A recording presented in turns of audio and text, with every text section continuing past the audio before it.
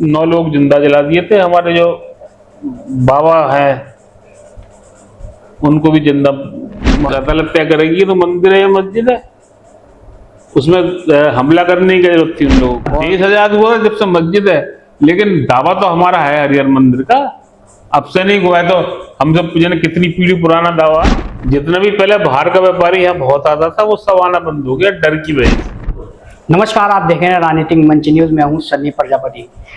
अभी फिलहाल जो हम हैं मौजूद हैं संभल के अंदर मौजूद हैं, और संभल के अंदर पिछले साल जो 24 नवंबर को दंगा हुआ था, और उसके अंदर जो मस्जिद के अंदर जो मंदिर हर मंदिर का दावा किया गया था, उसमें सर्वे करने आई टीम को निशाना बनाने की कहीं ना कहीं कोशिश की गई थी। और हमारे साथ जो है नीतीश गर्ग जी हैं वो मौजूद हैं, और लगभग उम्र भी इनकी लगभग 50 पार हो चुकी है, और काफ़ी टाइम से रहते आ रहे हैं। और इनका परिवार भी जो था एक बार शिकार हुआ था, और इनसे ही पूरी की पूरी दास्तान सुनते हैं, क्या कुछ इन्होंने अपनी उम्र में देखा और क्या कुछ इन्होंने तजुर्बा लिया। सर, आपका बहुत बहुत स्वागत है राजनीतिक मंच न्यूज़ पर। सर, जब यहाँ पर 24 नवंबर को दंगा हुआ, वैसे तो दंगे यहाँ पर लगातार चलते ही आ रहे हैं 1976 से, आपने तमाम दंगे देखे होंगे। हमें तो 1976 से याद है, और आपने 1976 से दंगे देखे हैं। उस दंगों के अंदर आपका परिवार भी जो था बलि चढ़ गया था, क्या कुछ पूरी सच्चाई है सर? सन 1978 का जो दंगा हुआ था वो हमारी फैक्ट्री में हुआ था जी, नखासे में। मुरारीलाल अग्रवाल एंड जॉन का कारखाना कहलाता है, जी। वहां पे हुआ था।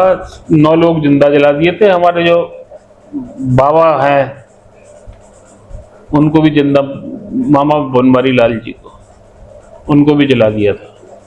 सर, ये दंगे कराने वाले कौन लोग थे और क्या मकसद था इनका, किस वजह से दंगा कराया, और ज्यादातर हिंदुओं को टारगेट क्यों बनाया गया? मेनली तो मंजर शफी था जी। मंजर शफी नहीं कराया, मुस्लिम लीग का लीडर था वो। अलीगढ़ यूनिवर्सिटी के छात्र संघ का अध्यक्ष था या सेक्रेटरी था, ये तो पता नहीं। मेन तो सब उसी का कर रहा था। पता चला है कि एक उनके लड़के थे, जब यहाँ पे लड़कियां जो हैं स्कूल जाती थी हिंदू समाज की, उनको जो है बुर्खा उड़ाकर उनको अगवा कर लिया जाता था, किडनैप कर लिया जाता था। ऐसा तो कोई मुझे तो ऐसा कुछ याद नहीं, जब से ऐसा मुझे तो कोई याद है। अच्छा, जो अभी 24 नवंबर में दंगा हुआ है उसको आपको जानकारी होगी, सर्वे करने आई टीम के ऊपर कहीं ना कहीं निशाना बनाया गया था उस टीम को, उसको कैसे देखते हैं सर आप? वो तो एक अदालती आदेश था, उसे पूरा करने के लिए आए थे वो। उसमें वो दिक्कत क्या दिया उनको, अदालत आदेश निकालने, मेरे घर का सर्वे हो रहा तो मैं कैसे रोक लूंगा?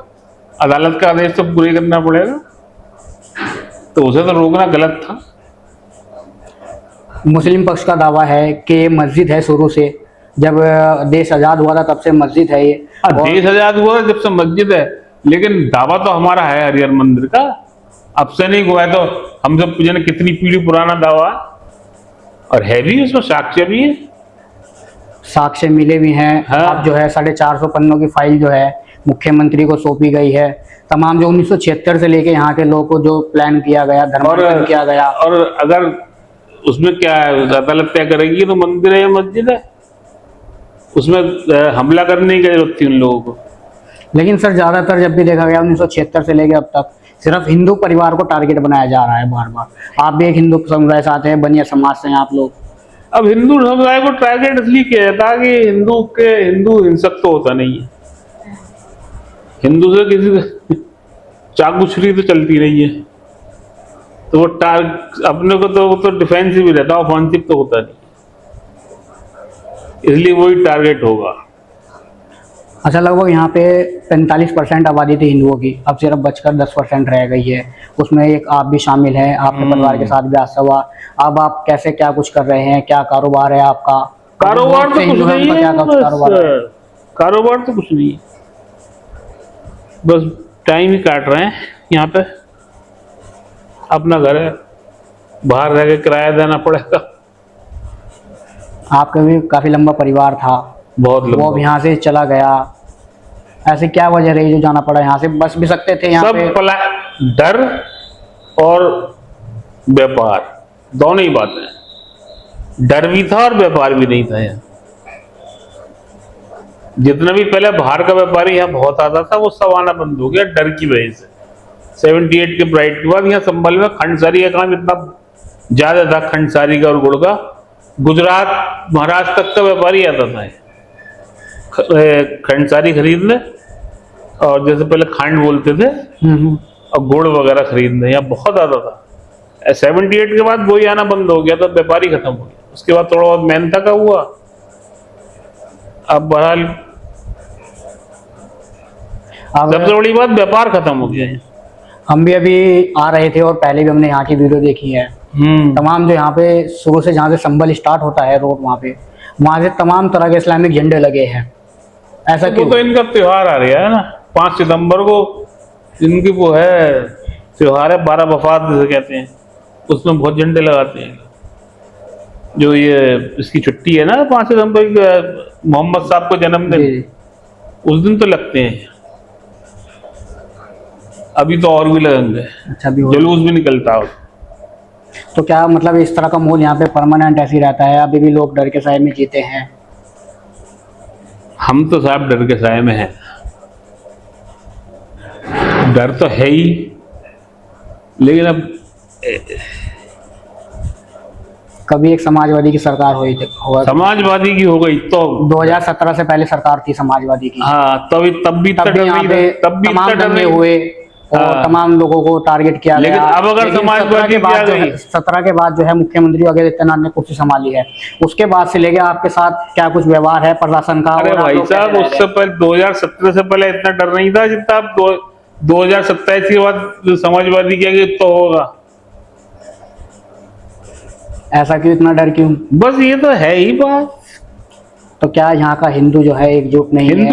यहाँ तो हिंदू तो एकजुट ही होकर वोट देता, लेकिन हिंदू का वोट ही नहीं है जो हिंदू सीट निकाल ले। जब आप बता रहे हो 45% हिंदू रहता सन 47 में, आज 20% है, 15% है, तो बताइए क्या सीट निकल जाएगी? हिंदू तो देता ही एकजुट होकर वोट। अभी भी सुनने में आया है हमारे कि कल यहाँ से अस्पताल की एक रिपोर्ट आई है जिसमें लगभग 122-23 बच्चे जो हैं मुस्लिम परिवार के मिले हैं और हिंदू परिवार के मात्र 12 बच्चे हैं। उस पर क्या कुछ कहना चाहेंगे? काय की रिपोर्ट आई है? अस्पताल की रिपोर्ट आई है अभी जो पैदा हो रहा है संभल की। मैंने नहीं सुनी।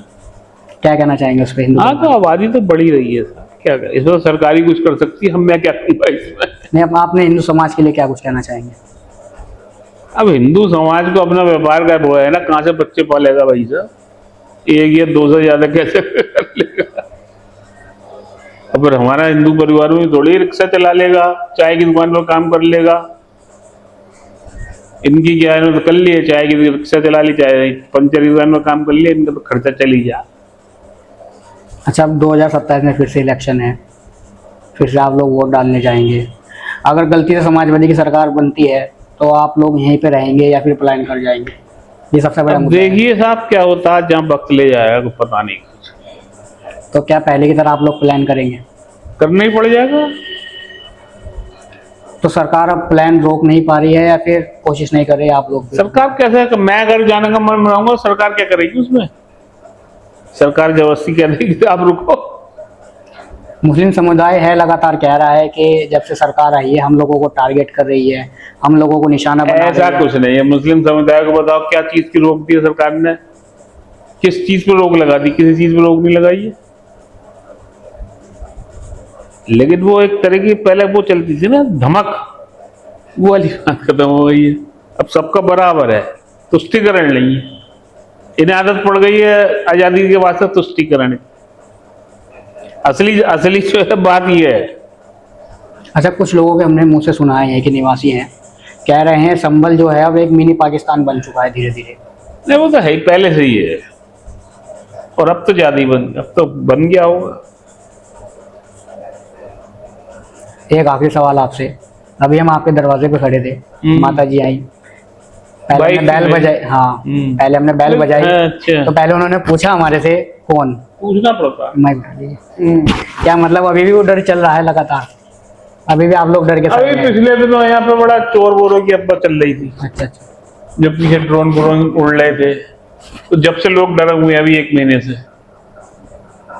तब जब पीछे बहुत चोरियां भी हो गई थी यहाँ।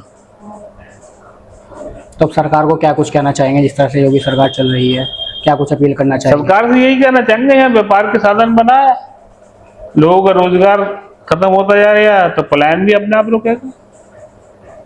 पलायन तो दोनों तरफ से हो रहा है, व्यापार भी नहीं है और डर भी है। तो ये थे हमारे साथ नीतीश गर्ग, जिन्होंने अपनी तमाम मुद्दों और विभाग की राय रखी। और भी आपको संभल की रिपोर्ट ऐसे ही लगातार दिखाते रहेंगे, और जो हिंदुओं को जो लगातार यहाँ से पलायन जारी है उस पर आपको कल पूरी रिपोर्ट दिखाई जाएगी। फिलहाल इस वीडियो में इतना ही। नमस्कार।